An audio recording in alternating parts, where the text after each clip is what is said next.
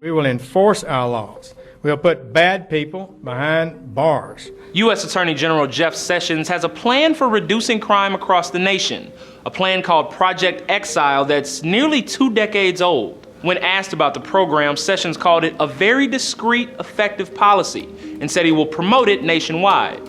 So, what is it? Project Exile was first implemented in Richmond, Virginia in 1997 to reduce violent crime. It shifts the prosecution of some illegal gun possession charges to federal court, which carries a mandatory 5-year sentence and sends those convicted to federal prison, which is usually much farther away than state prison. In Virginia, the program was particularly popular. 1 year after being implemented in Richmond, the city saw a 32% drop in murders and more than 240 people were convicted in federal court. Subsequently, similar programs are implemented in Rochester, New York, Philadelphia, Pennsylvania, Atlanta, Georgia, and elsewhere. And while Richmond undoubtedly had significant success during the program's first 2 years, experts are still torn on its effectiveness years later.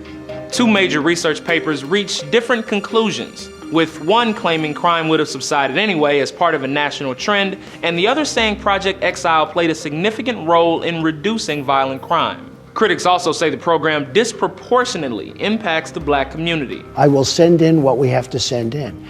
But you can't have those killings going on in Chicago.